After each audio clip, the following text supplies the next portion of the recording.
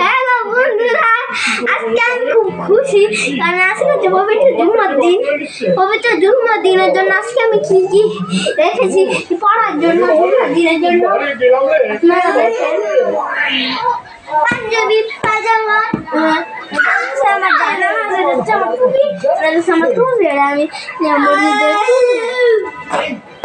বন্ধুরা আমার ভাই তো হয়তো সে কথা জানে না, এর জন্য সে রাত যাবে না, সে ঘরে সে টিভি দেখবে। দেখেন গোমার হাল দেখতেছে।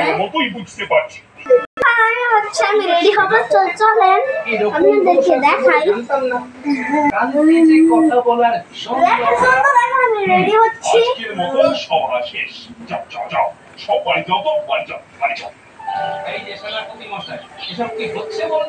সেটা তো আমিও বুঝতে পারছি না ভাই।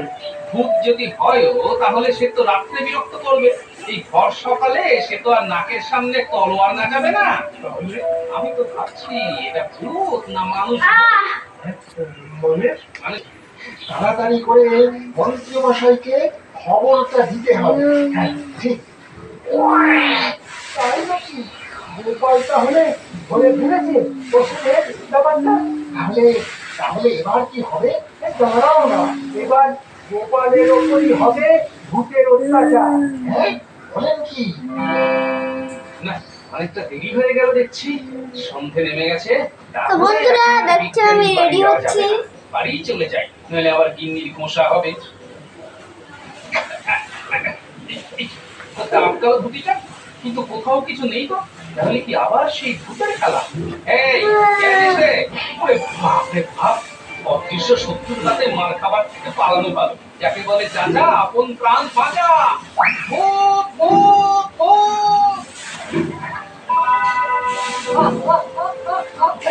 এবার গোপাল হয়েছে আচ্ছা যন্ত্র, কিন্তু শুধু গোপালকে ভয় দেখালেই তো হবে না, বাকিদেরও ভূতের মানুষ করাতে হবে।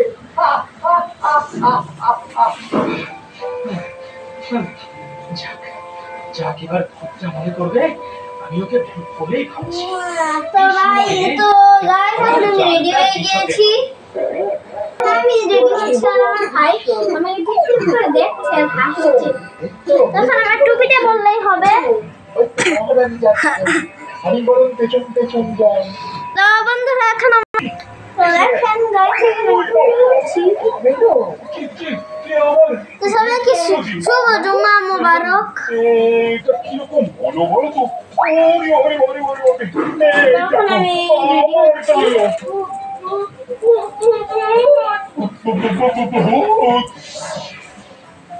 এখন হচ্ছে আমি রেডি, এখন যাবো নামাজ পড়তে। তাড়াতাড়ি ঢুকিয়ে যাবে।